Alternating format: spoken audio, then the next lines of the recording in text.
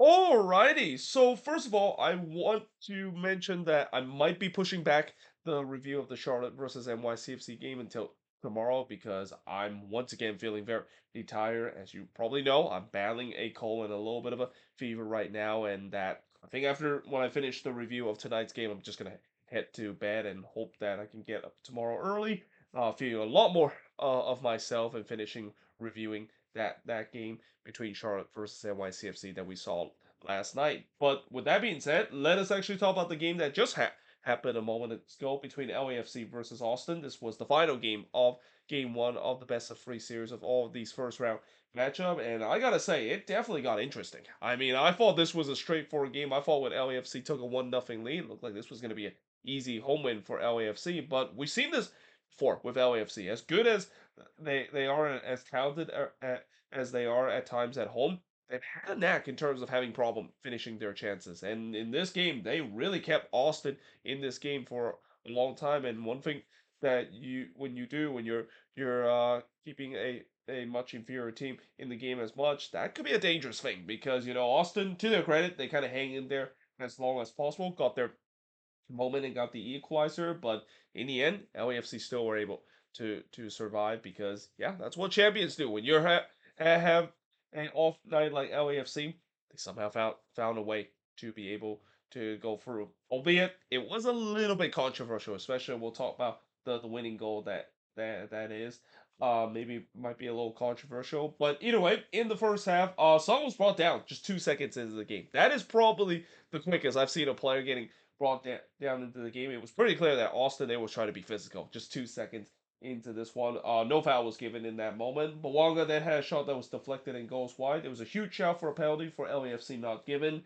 Possession heavily favor LAFC, but looks like I thought Austin did a good job in terms of whether the early start. LAFC definitely started the better side in this one, but unfortunately in the 20th minute, LAFC would take the lead. So I might have said a little too early in terms of Austin weathering the early storm because they conceded in the 20th minutes. It's hindsight that scores the own goal there. They gave it to Holland's head there, but when I look on the replay, yeah, I didn't think that was going to be a goal from Holland's head. I mean that shot wasn't actually on target. It actually took a deflection off of hindsight, who puts it into his own net. And whenever that happens, yeah, that's always going to be given as an own goal. But nevertheless, LAFC take a 1-0 lead. We then go for a period where not much really happened as Austin started to take more of the possession, but again, not really creating too much in terms of the attack, and they're kind of playing a bit of a dangerous game in terms of having so much possession. One of the things that LAFC would always like to do and are kind of baiting you whenever they take the lead is why not have some possession because we know that we have a lot good transitional attack and a lot of speed going the other end that yeah for Austin they got to be careful when they have possession because if they turn the ball over in a bad spot like that next thing you know LAFC is going the other way and it's off to the races. But 35 minutes in, Austin still yet to register a shot, and I'm just thinking, are we gonna have another Dallas moment where a team failed to register a shot for 90 minutes? The good news is that didn't happen in this one. Stuver with denied some from close range before Tillman puts it way wide from close. LAFC started ramped up the pressure again, looked for the second goal. Son then had a corner that actually was brought down on the doormat of goal, and there was a scramble there in the Austin box, and Stuver, uncharacteristically able to just clear that one away with his foot. I don't think that was what he drawed up in terms of clearing the ball away, but it was effective. And then he had to deny Bawanga from close in the 42nd minute, and I thought Austin needed halftime because LAFC, they're started feeling again. They're putting some unrelentless pressure to try to go up 2-0. Gallagher with the first chance for Austin and the first shot of Austin that is, but he heads it wide from close in the first minute stoppage time, and we do head to halftime with LAFC leading 1-0, and thankfully it's only 1-0 for LAFC. If you're in a Las Vegas perspective because they were getting absolutely dominated, especially in that latter part of the first half.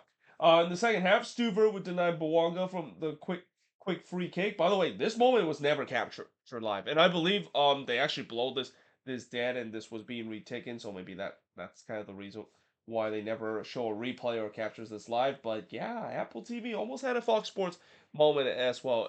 Occasionally, we would see this happen with Apple TV where they show way too many replay, and then whoops, we forgot to show the one that is the live action that happened. And I always say that's kind of like a Fox Sports moment because Fox Sports is just so guilty in terms of having that. I haven't seen so many times when Fox Sport miss a goal just because they need to show a replay that just completely is meaningless in terms of the point of the game.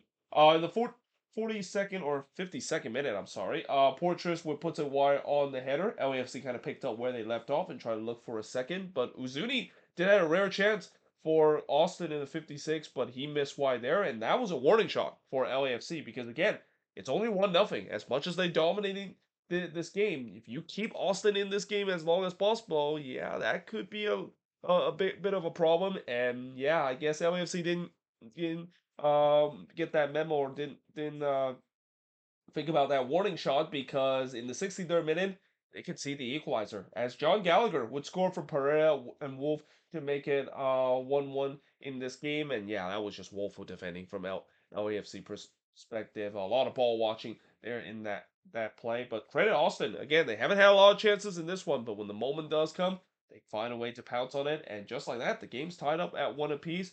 Hollinshead did look to respond, but he was absolutely robbed by Stuver on a free header from the corner. Austin, for the most part this season, has been very good defending set pieces, but yeah, that was not a great set piece defending there, and they got very fortunate that Stuver kind of bailed them out because that was a powerful free header there. Somehow Stuver, with some cat-like reflexes, that palmed that away. Another case of trying to win the goalkeeper of the year this year as well. Bawanga would then put it wide from close. LAFC started to press back to get the lead, but again, is this one of those nights again? We've seen this before from them at home where their finishing is just not there. Bawanga would then curls it wide from close before he puts it wide on the volley in the 77th minute. But then in the 80th minute, LAFC does get that lead back. Nathan Ordas actually gets the goal, and actually I need to scratch out the Bawanga and Son assist. They actually didn't gave the assist to both of those players because it came off of a deflected shot. And in many ways, Nathan Ordaz, he kind of stole this goal away. And this was kind of a bizarre goal, too, because as soon as Ordaz touched it, he thought that he messed up there because he was in an offside position. And I got to say,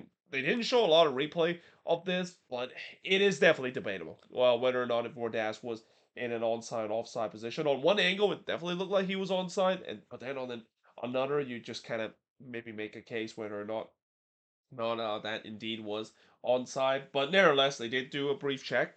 They said the goal, of course, was given, so the lead was was was now back to LAFC with a 2-1 lead. Savage did look to answer, but he hits it right to Larice before Forgery hits it wide in the fourth minute stoppage time. But yeah, in the end, LAFC by far a vintage performance by them. But hey, in the playoffs, I've said this many times before. Even when you're not playing at your best, at the end of the day, if you can get a win out of the game, that's all that matters. Nobody will care about how you get to it in the end. Nobody will care in terms of maybe you got very fortunate, maybe get a call that goes in your favor. Although maybe that might be a little bit of a stretch because we definitely will always talk about those kind of controversial moments. But you get what I'm trying to say in terms of the fact that it doesn't matter how ugly you do in this game. If you get a win after the end of the game, especially in the best of three series, nobody will remember how you get there. All everybody will remember is how you're able to get the win. And with this win, LAFC has the 1-0 advantage against Austin in this best of three series.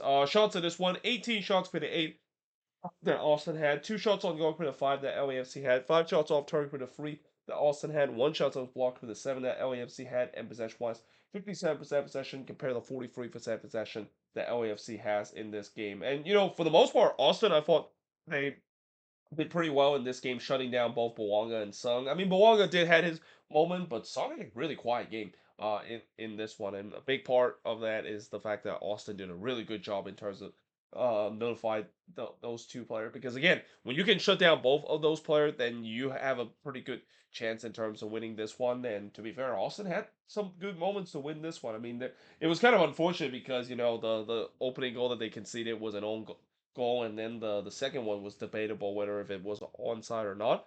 They can play like this again, heading to Q2 and able to shut down both Sung and Bawanga again. There could be a chance they could force a game free. Maybe this might not be as lopsided as I thought. It would be. I mean, I thought this was gonna be a pretty easy LAFC win, considering Austin hasn't been in a relatively good form. But don't be surprised. Maybe this we might not be seeing the last of the series at BMO Stadium. There might be a game free, especially the way that I think, even with the loss, I think Austin should be pretty proud of how they play in this one. And if they play like this again, minus the unlucky goal that they conceded, they probably could get the win in game number 2. But there you have it. That is pretty much it when it comes to looking at this final game in terms of the game 1 of the best of 3 series in this first round in the playoffs. Again, most likely I'm going to have to do the Charlotte versus NYCFC review tomorrow because, again, I'm not really feeling that well right now. I'm still battling a cold and a little bit of a fever. But either way, hope you guys enjoyed this video. If you do, make sure you guys leave a like, smash the subscribe button. Let me know in the comments below what do you think of this game. And yeah, hope you guys enjoyed this video, and I will see you guys next time.